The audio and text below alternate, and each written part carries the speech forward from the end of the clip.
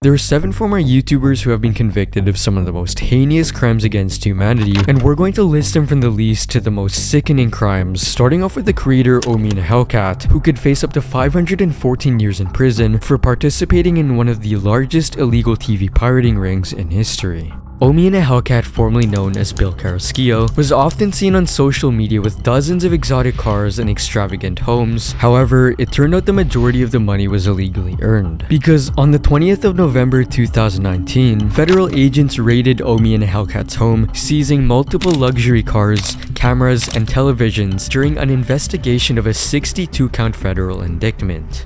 According to the US Department of Justice, Bill was charged with 1 count of conspiracy to commit copyright infringement, 1 count of violating the Digital Millennium Copyright Act, 19 counts of money laundering, and more. According to prosecutors, the indictment claimed that from 2016 to 2019, Carrasquillo and his 2 partners created an illegal multi-million-dollar TV streaming empire.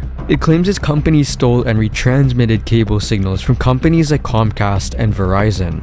Considering that Omi could face up to 514 years in prison, it's hard to disagree that his sentence is way too harsh when compared to EDP 445's 0 days for a crime he was caught committing in 4K. Prior to the infamous cupcake incident on the 18th of April 2021, EDP 445 was a favorite creator amongst almost everyone, as he was one of the last creators on YouTube that had absolutely no filter. Therefore, tackled every topic regardless of the vulgarity. Alright, you guys, so I literally just fucking shitted upon myself. Nigga, my stomach was fucked up. Nigga, I was like, just staring because I was trying to hold in my ass cheeks. I was trying my best not to shit on myself, man. I was like... EDP had some hilarious moments throughout his career. However, it was about to take a huge turn on the 18th of April 2021 as he was caught trying to pick up a cupcake. However, as it turns out, this cupcake was an underage girl who was a part of a YouTube sting operation run by predator poachers. The situation quickly became one of the most talked about things on the internet, and after it was revealed that similar situations had occurred more than 6 times prior, EDP 445's career spiraled out of control.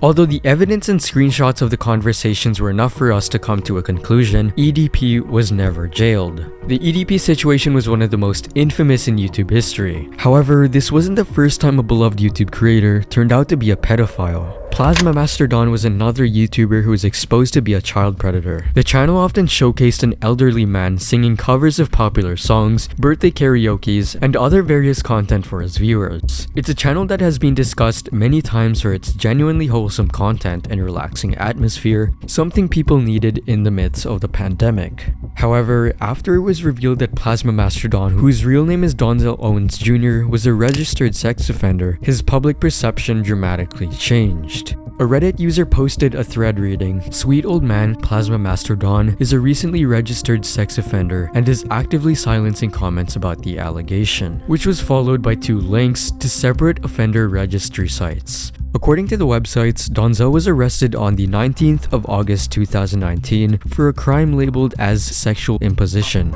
However, his sentence doesn't come anywhere near the next YouTube criminal, German Loera, who has received the harshest prison sentence on the list thus far, which is officially 50 years for kidnapping a woman and holding her for a $100,000 ransom. He was a Mexican YouTuber by the name of German Loera MX, who is known for posting motivational business content to his channel with over 5,000 subscribers. However, instead of earning money through legitimate business practices, he decided to kidnap a woman in February of 2018 before demanding a ransom of $100,000 in Bitcoin for her release. The woman, whose real name was Talia Denise, was rescued by police just 2 days later, where it was revealed that there were 6 different members who participated in the kidnapping. Prosecutors claim that German was the one that organized the entire operation and thus received a prison sentence of 50 years where he still remains today. And while the past 4 criminals are widely deemed as evil, they still don't come anywhere close to the next 3 YouTubers who committed some of the most sickening crimes imaginable. On the 3rd of April 2018 at approximately 12:46 p.m, animal rights YouTuber by the name of Nasim Aghdam entered through a parking garage in the YouTube headquarters before opening fire towards a crowd of people, wounding 3 YouTube employees before offing herself.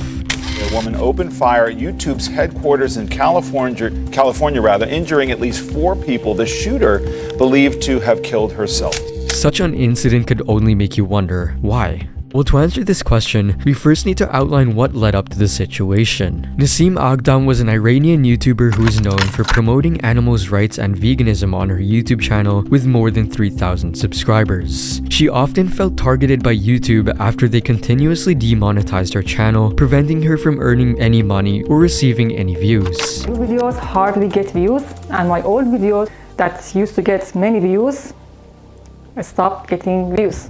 However, because her animal rights content became increasingly more graphic, it isn't surprising as to why YouTube decided to demonetize her. And while Nasim Aghdam managed to evade a lifelong prison sentence by suicide, Mr. Anime thankfully never had the chance to take the easy way out after murdering his entire family. Hello everybody, Mr. Anime. Mr. Anime, known formerly as Trey Eric Sulcer, was known for posting anime reviews on his channel Lenscap Productions, which had over 4,500 subscribers. He earned a reputation as a straightforward and honest person. However, as time went on, he started leaving clues about what was actually going on in his mind. He began finding pleasure in killing animals before conducting his own research on famous serial killers, as he was reported to have a large collection of books on the topic.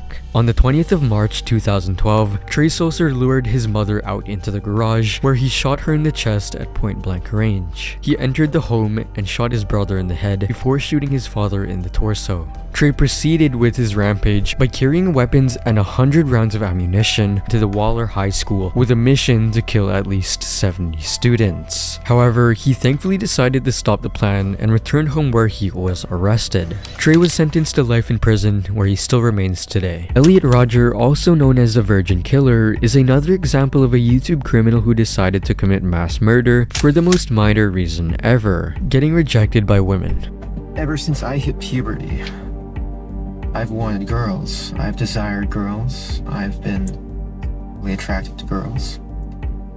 But they've never shown any attraction back to me.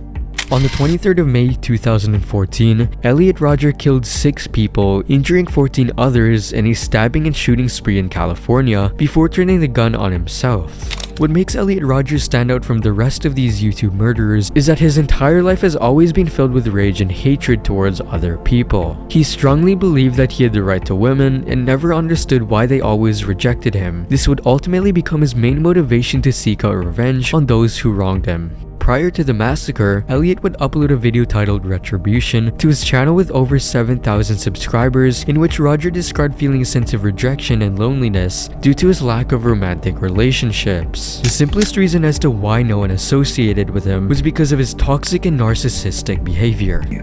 All you girls who rejected me and looked down upon me, and all of you men for living a better life than me, all of you sexually active men, I hate you.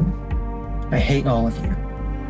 And I can't wait to give you exactly what you deserve. He would further detail his plan to take out his anger on the people of Isla Vista, specifically targeting a sorority house.